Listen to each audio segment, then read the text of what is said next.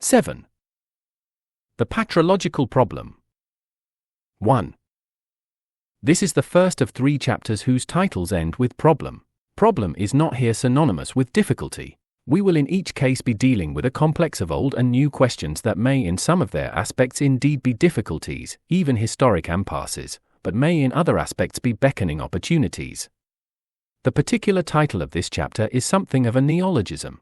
Christology and pneumatology are familiar rubrics of systematic theology, patrology is not, which is itself significant. The chapter's initial problem is already before us. The Father is the God of Israel. The Father is one among 3 identities of the God of Israel. How can both of these propositions be true? The problem has a converse form, in which it is perhaps more historically familiar, wherein is the one triune God one. The Trinity as such is the one God, and therefore the God of Israel. But also, one person of the Trinity, the Father, is the God of Israel and therefore the one God. The ecumenical tradition has held that both of these propositions must be maintained. So John of Damascus, the identities, are united in ousia and in not being distant or separated from the hypostasis of the Father. The oneness of God is constituted both in the singleness of the divine ousia and, using the standard patristic language, in the monarchia of the Father, that is, in his role as sole sole originating principle or source. But how do these 2 ways in which God is one themselves fit together? Notoriously, the Eastern and Western churches have joined them from opposite sides.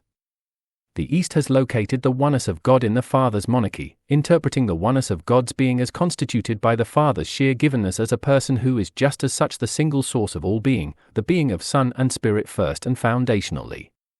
The West has located the oneness of God in a posited utter simplicity of the divine ousia, reading also the relations by which the Father is arch of the Son and the Spirit as constituted in that simplicity. Neither solution has been fully satisfactory by itself. Jesus addressed the God of Israel as my Father. This is both the origin of the identification of the Father as one of the Trinity and a confirmation of his reality as the one God. Somehow this must be reckoned with, liturgically and conceptually. The necessity and strength of the Eastern way of thinking is the directness with which it can do this. It is precisely the personal identity of the Father to have no arch and to be the arch of Son and Spirit. Yet on this line we easily find ourselves back in the Arian trap. For we are very close to locating a part of what surely constitutes deity solely in the Father as identity, and so again excluding the Son and the Spirit from full deity. Father, Son, and Spirit are fully and mutually homoousios. The strength of the Western way of thinking is the simplicity with which it can say, therefore the Trinity is the one God. Yet also this line cannot in itself be satisfactory. As a hermeneutical principle, it easily distorts the biblical narrative, telling us to read the Trinity at places where we manifestly should see one of the 3. Moreover, the features thereby obliterated are precisely those that portray God as triune in the first place. We have seen a particularly brutal example in the previous chapter, Augustine's reduction of the scene of Jesus' baptism to a scene between the Trinity as such and the human person Jesus, so that God appears in the drama as a mere monad. What is needed is some position from which the truth of both modes can be affirmed while transcending their limitations. There is a third form of the problem that is a sort of synthesis of the 2 forms of the problem so far noted. Is the Trinity itself a personal reality? Is itself, as just used, the right word? Should it not be himself? But if the Trinity is personal, as our Father, Son, and Spirit, how many divine identities are there? For rather than 3? Perhaps pursuing the problem in this form may suggest the way to a synthesis also of the solutions. Our discussion of this latter question will not be unbiased. If the Trinity as such is not properly to be regarded as personal, it will have to be regarded as impersonal. Attempts so to construe the matter are surely counterintuitive and, moreover, seem always eventually to suggest that the impersonal Trinity is the deep deity and so to compromise the thoroughgoing personality of God as he appears in Scripture. We will attempt the opposite interpretation. 2. We may start with a preliminary interpretation of person. A definition that became standard for all Western thinking was provided by Boethius in the 6th century. A person is an individual entity endowed with intellect. This definition has been much criticized, and indeed it does not capture what seems most to differentiate those we treat as persons from those we do not. We can think of or imagine intelligent beings we would not easily call personal. In this work, we have from the beginning assumed a modification of Boethius' definition that need here only become explicit. A person is one with whom other persons, the circularity is constitutive, can converse, whom they can address. In this amendment of Boethius, the biblical logos as communicated sense replaces the Greek logos as merely possess sense. Father, Son, and Spirit are plainly persons in the sense of this definition. Is the Trinity? At this point, we must sort out the concepts that tradition and we have used. For the three more carefully than has previously been needed. The central Cappadocian concept was hypostasis, which was used for the logical product of innumerable instants of a certain sort and subject of predications. An hypostasis is something that can be counted and to which characteristics can be attributed, some of these characteristics generic for all hypostases of the same ousia, and some differentiating the hypostasis from other hypostases of the same ousia and so making it countable among them. It is apparent that a hypostasis in this sense need not be a person in the sense we are pursuing. So far as the logic of the Cappadocians' hypostasis is concerned, they could as well have illustrated with the brown chair, the green chair, and the black chair as with Peter, Paul, and Barnabas. The Cappadocians' more conceptually powerful interpretation of hypostasis was tropos hyparxios, way of having being. Each of the three is a hypostasis, is differentiated from other instances of the same ousia so as to be innumerable by the different way in which this instance of deity has deity, the Father by being unbegotten and not proceeding, the Son by proceeding from God the Father in the way of being begotten, the Spirit by proceeding from God the Father in some ineffably other way. There is some ambiguity here. Does a triune hypostasis is a particular way of having being mean simply that he is a hypostasis whose differentiation from the others happens to be by the way in which he has the common divine being? Or does it more drastically mean that his hypostatic being is nothing other than a certain way of having being, so that the reality of a triune hypostasis is, so to speak, adverbial? The Cappadocians themselves did not explicitly consider the question, but they taught that the three are differentiated only by the active or passive relations between them, and they recognized only three ontological questions: is it? What is it? And how is it? And taught again that only the last applies to the hypostases. It is therefore surely allowable to read them in the metaphysically revisionary way, the Western scholastic definition of the divine hypostases as subsistent relations does just that, and we will follow. Finally, the preferred term in the present work, identities, is obviously chosen with persons in mind. Among other nuances, it construes self-identity on the horizon of time, as hypostasis does not. Yet its logic does not quite demand application only to persons. We will shortly see that this leeway is important. So soon as a decisive sense for the specificity of personal being appeared, the three were regarded as personal.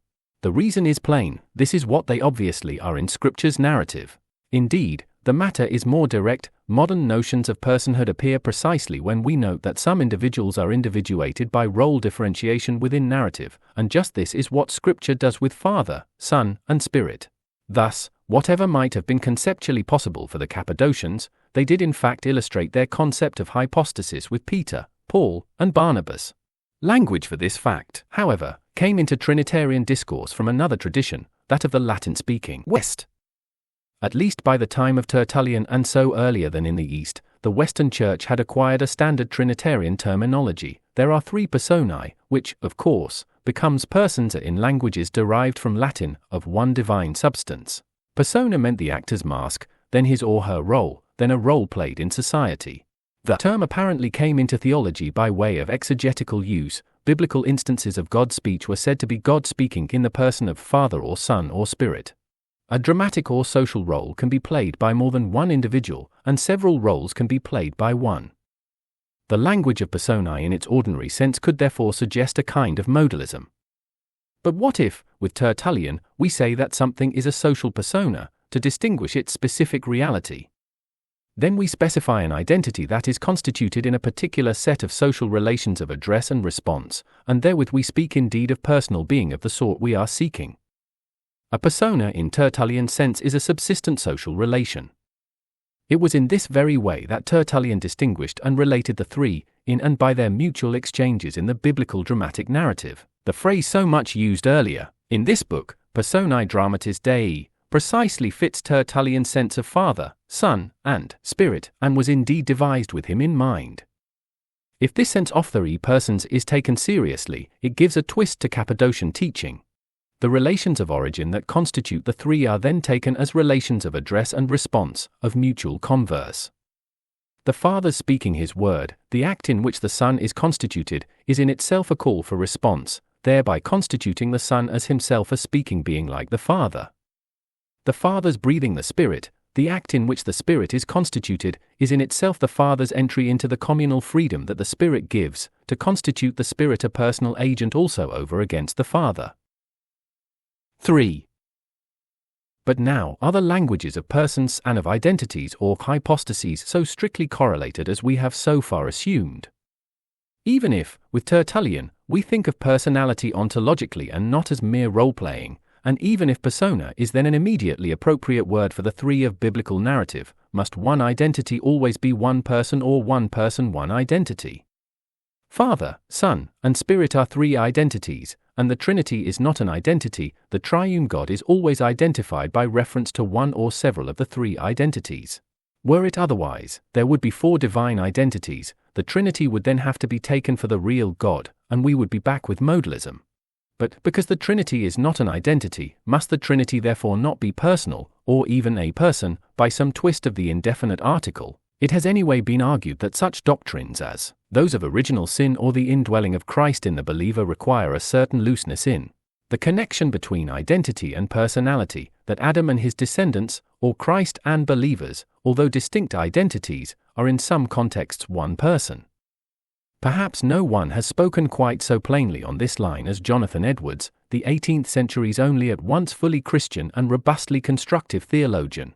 What insight I have of the nature of minds, I am convinced that there is no guessing what kind of union and mixtion, by consciousness or otherwise, there may be between them. Thus Adam and the human race, as to sin, are one complex person, and in imputing Christ's righteousness to us, God does not traffic in fiction, since he treats Christ and us as a single person, which we truly are just because he so treats us.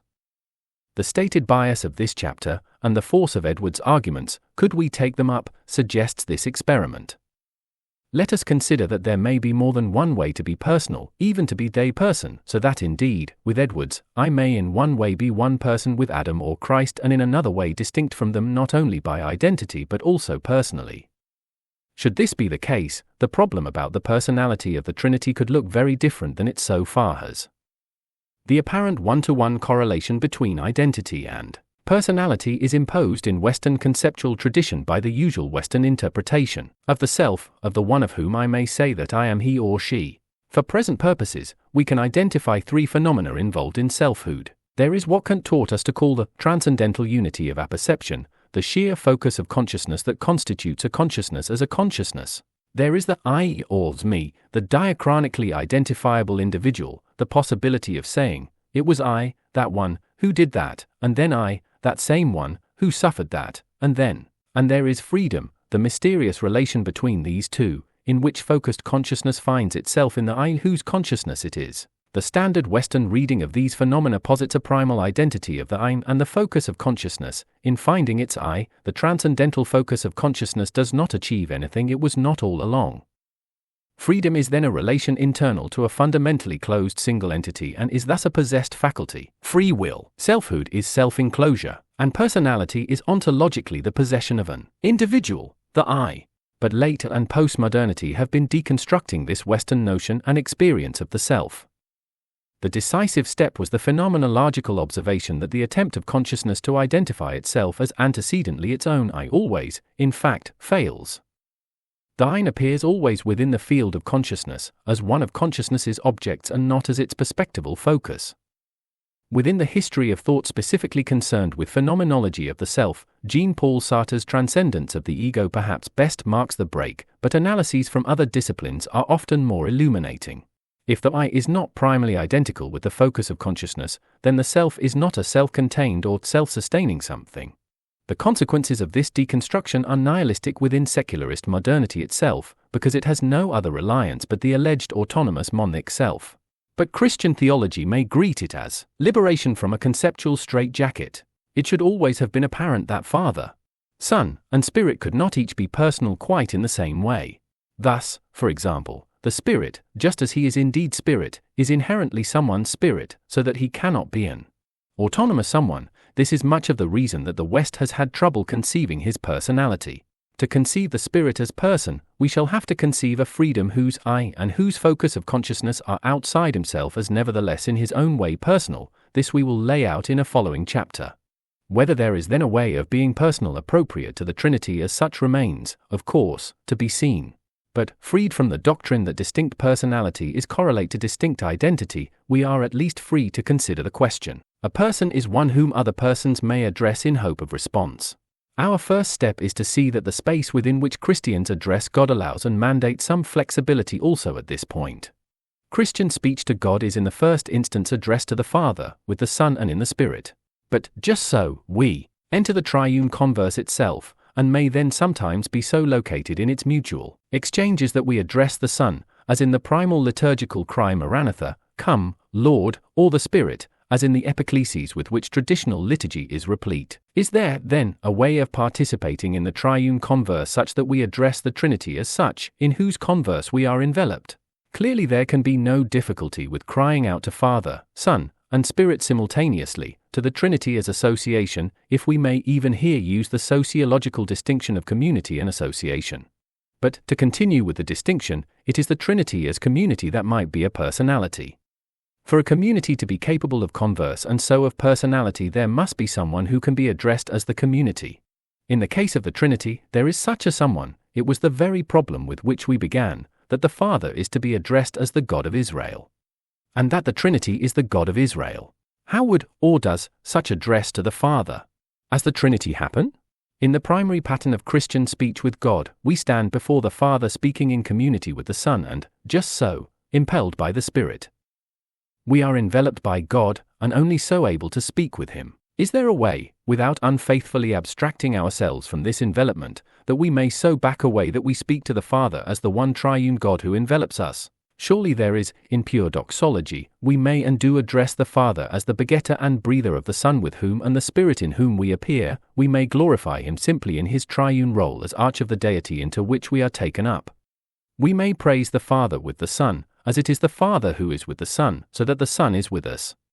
We may praise the Father in the Spirit, as it is the Father who is in the Spirit, so that we are in the Spirit. Thus, we may praise the Father, precisely as the unity of equal Father, Son, and Spirit, within which we stand. There are, therefore indeed two ways of addressing the Father, and in one of these ways He is addressed as the Trinity. The Trinity is not thereby posited as another identity than the Father, and yet the Father as Trinity is otherwise personal than He is hypostatically. We may even say that the Trinity is a person, if in using this proposition systematically we remember that the identity that demands the article is the Father. This is what was to be established, or it is if such discourse as that of the last paragraphs does not altogether depart the limits of the meaningful. We may still, however, wonder if this duality is imposed by the reality of God and is not merely our device. Can we interpret the differing personalities of the Father as the Father, and of the Father as the Trinity, ontologically, on the scheme we have described, of transcendental unity of consciousness, ego, and freedom? All suggestions at this point must have an arbitrary air, as we again strain the limits of language. But let us make the venture. Perhaps we may say something like the following of the Father as the Father. Were He not, contrary to the primal fact of His own being as God, the Father of the Son, He would be a sheer transcendental consciousness, unidentified and unidentifiable also to Himself. All that could be said of it, were there anyone to say it, would be that it is, and not where or when or of what. It would be a sheerly timeless event of awareness, very much in the style of Aristotle's God. As it is, and, therefore in the case of God must be, this consciousness finds his io in the Son, just thereby becoming himself a focused locus of experience, and in such fashion that the Son and the Father are free for each other in the Spirit. And perhaps we may say something like the following of the Father as the Trinity. No contrary to fact abstractions are possible in interpreting this personality, since the Trinity is already supposed. We do not therefore start with the posit of a mere consciousness. The Father of the Son and breather of the Spirit, only as such himself a unity of consciousness, knows his ire exactly as the arch of Son and Spirit, as the oneness of the one Trinity, and as he is thus his own only presupposition, as he is in traditional language a se, from himself, he is, without further ado, freedom. 4. The position here developed locates the oneness of God rather more in the way of the East than in that of the Augustinian West, yet it also differs from typical Eastern teaching, and allows space for the Western form of discourse. Particularly, it allows preservation, indeed, rescue, of a chief achievement of Augustinianism, the psychological explication of the triune life. Augustine's daring analyses may here simply be listed: the Father is being, the Son knowledge, and the Spirit will; the Father is mind, the Son knowledge, and the Spirit love; the Father is memory, the Son knowledge, and the Spirit will. The Trinity is here indeed understood as a person, and Father, Son, and Spirit as the poles of the inner life that makes him personal. So long as identity and personality are correlated one-to-one, the psychological reading of the triune life must eventually undo Trinitarianism. To the extent that we practice this interpretation systematically, we must in the process mitigate the personality of the three, treating them not as persons but as inner functions of the exclusively personal Trinity, lest we end with four identities. But when the Trinity is regarded as in one way personal, and Father, Son, and Spirit as in variously other ways personal, then Father, Son, and Spirit can be fully acknowledged as persons and also interpreted as poles in the Trinity's personal life. There is another way of stating the matter. So long as identity and personality are correlated one-to-one, the self is necessarily understood as a monadic entity, a self-possessed, closed unit. When the Trinity is understood as personal, God also will be so understood. Thus for Thomas Aquinas there are in God precisely the two processions of knowing and willing, and so precisely two hypostases besides the Father, because knowing and willing are the two personal movements that in God's case can be completed without transgressing the self-containment of the subject. God knows all and wills all in knowing and willing himself.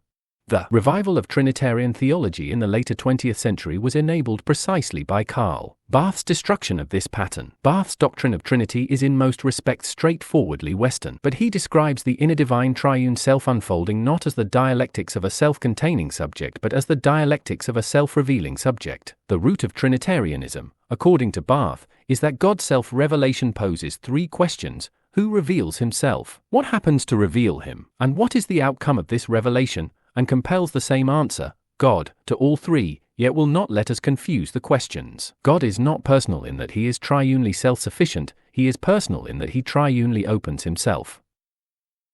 5.